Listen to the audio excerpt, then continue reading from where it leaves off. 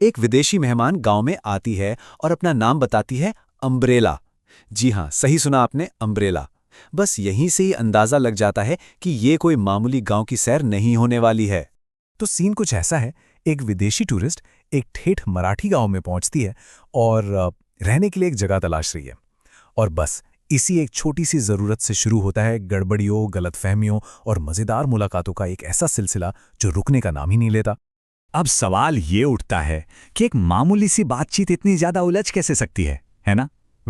यहीं तो इस पूरे वीडियो का असली जादू छिपा है। यहाँ भाषा की दीवार कॉमेडी का सबसे मजबूत पिलर बन जाती है।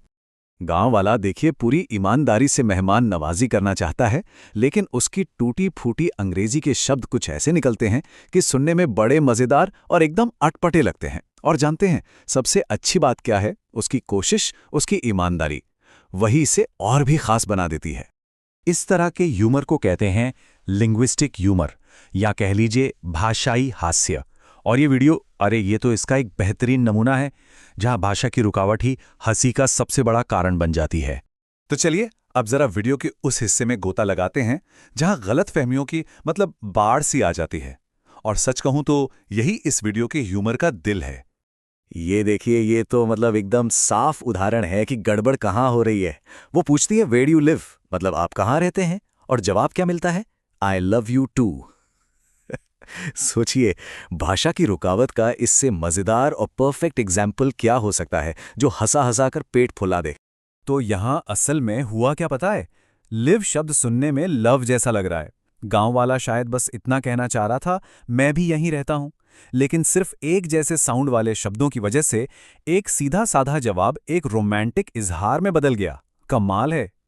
और ये रहा एक और हीरा इस लाइन का। सच कहूं तो कोई मतलब ही नहीं बनता, लेकिन ये गांव वालों का जोश दिखाता है। वो कुछ बड़ा, कुछ कॉम्प्लेक्स बताना चाहते हैं, लेकिन शब्द उनका साथ ही नहीं दे रहे। और इसी चक्कर में एक और मजेदार डायलॉग तैयार हो जाता है। खैर, कहानी आगे बढ़ती है। अब गांव वाले अपनी मेहमान अम्ब्रेला को गांव घुमाने का फैसला करते हैं। मकसद साफ है, उसे गांव की खास जगहें दिखाना। प्लान तो एकदम सीधा साधा और अच्छा लग रहा है ना? लेकिन अब तक तो हम सब समझ ही चुके हैं कि इस वीडियो में कुछ भी सीधा साधा नहीं होता। तो ये सिंपल सा प्लान आगे चलकर और भी ज्यादा हंसी मजाक का सामान तैयार करने वाला है। टूर का पहला स्टॉप गन्ने का खेत। और उसे इंट्रोड्यूस कैसे किया जाता है? इन शब्दों के साथ जिनका कोई मतलब ही नहीं निकाल सकता। ये उनकी भूली भाली कोशिश है जो सुनने में बहुत ही मजेदार लगती है। तो ये टूर सिर्फ गांव देखने के लिए नहीं है, नहीं, असल में ये एक बहाना है और भी मजेदार बातचीत और गलतफहमियों के लिए, जिससे देखने वालों को हंसने के और भी मौके मिल जाते हैं। और अब आता है कहानी में एक नया ट्विस्ट।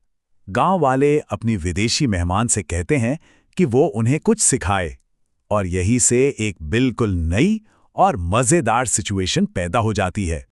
और जरा इनकी मांग तो देखिए, वो एक फॉरेनर से कह रहे हैं कि वो उन्हें मराठी भाषा सिखाए।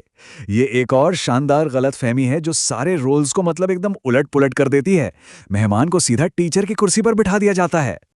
ये शायद इस तथाकथित भाषा की क्लास का सबसे मजेदार पल है। एक गांव वाला तारीफ में उसे क्यूटी कहता है, लेकिन अम्ब्रेला इसे ईटिंग दीज माइस यानी चूहे खाना समझ लेती है। और उसका जवाब, ओह ये तो आपने बड़ी अच्छी जानकारी दी मुझे, इस सीन को आइकॉनिक बना देता है। तो यहां साफ पता चल रहा है कि असल में हुआ क्या। कहां एक प्यारी सी तारीफ की कोशिश और कहां उसे समझ लिया गया कि यहां चूहे खाए जाते हैं। एक तारीफ को लोकल डिश के बारे में एक अजीब फैक्ट समझ लिया गया। इरादे और समझ के बीच का यही जो गैप है ना, बस वही तो इस कॉमेडी का पीक मोमेंट है। तो चलिए अब इन सारी बातों को समेटते हुए ये समझते हैं कि इस वीडियो का ह्यूमर इतना असरदार क्यों है। आखिर वो कौन सी चीजें हैं जो इसे इतना मजेदार बनाती हैं? तो ये हैं वो मुख्य वजहें।